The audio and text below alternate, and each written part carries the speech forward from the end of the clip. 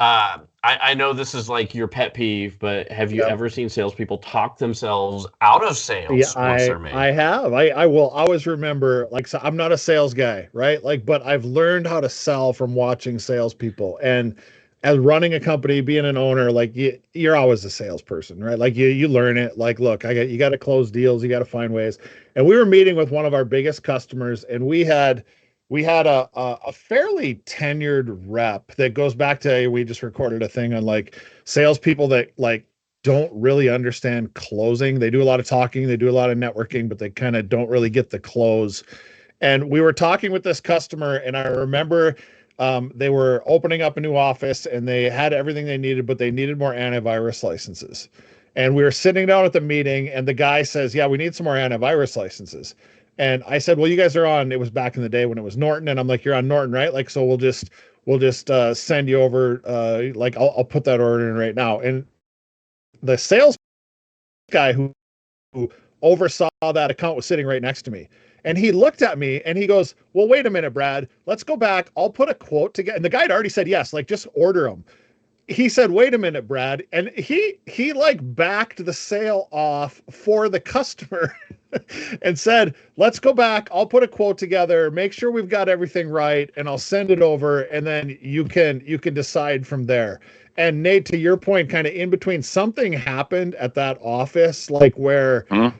like I don't remember, somebody quit or something, and it's like, and we ended up not getting the sale, and it was like it was in my mind it was done, and I already had it already over onto the, all right, there's some revenue, right, there's some a little cha-ching you do kind of when you get the sale. And he talked us right out of it. I have another great example. It happened to me yesterday. Okay, you're gonna love this. So, but it's the assumptive close in a successful way. My garage door opener broke. Okay, like it stopped working. So I text my garage door opener guy and I said, "Hey, garage door opener went bad. Can you fix it?" And he goes, "Yep, I'll be over at 9 tomorrow to take care of it." You, you I have a have no you have a didn't know garage what it door was going opener to guy. cost. You can text your Yeah, garage don't door you? opener Yeah. guy. Like That's you a have whole you have nother on text level of message. That's our next session. socioeconomic Yeah. status, right? You got a garage door guy. Like, did you guys see Nick Saban? Nick Saban retired. There's this video of him going to work yesterday, and the little joke is like he's got a guy who carries his briefcase for him from the car into his office. Like, you're one step below that. You're like almost reaching Nick Saban status by having a No, garage here's the difference. I, door I guy. have very high expectation that if I worked on a garage door opener spring, I would die. I can understand that. So I have a garage door Yeah, opener guy. All right. yeah, But he presumptively closed me. yeah, He sent me over a bill after it was done. I'm happy yeah, to pay it. It was Hmm. about $100 more than I thought it might be, and went, yeah, next. Right? Like, boom, that's what yeah. our customers do. I Yeah, got and I'm questions, but I'm not going to ask him. that's a whole nother.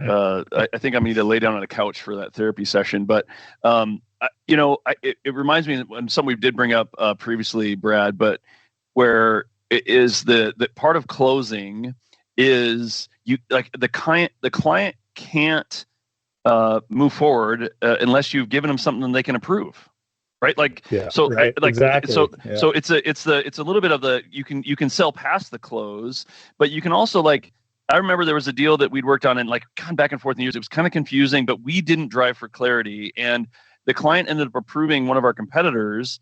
And part of it was because we never put a proposal in front of them. Like they couldn't Yeah, even right. choose. They Yeah, couldn't even right. choose us because we didn't give them the Yeah, opportunity to choose us. right. And so I do think like that closing thing. Sometimes it's just as simple Yeah, as like yeah, making sure there's a proposal in front of them that they can right. actually Yeah, sign. right. Some of Yeah, that KISS stuff, keep it simple. Like, did we actually get them something? Can they sign off on it? And can we move forward? Right. Like, right. just That's asking simple. those questions. And right. And then if they're not ready to move forward, say, well, when might you ready be? Right. Like, Yeah, when do you want me to ask again? Right. Like, yeah. just keeping that tension in the line, or just kind of some of the skills you pick up. All right. On that one, our next session, stay tuned for our next short, brief session. We're going to talk about, I want to talk about negotiation tactics. What does negotiation mean in our industry relative to a client not being ready? That's our next session. Well, I'm excited to hear this.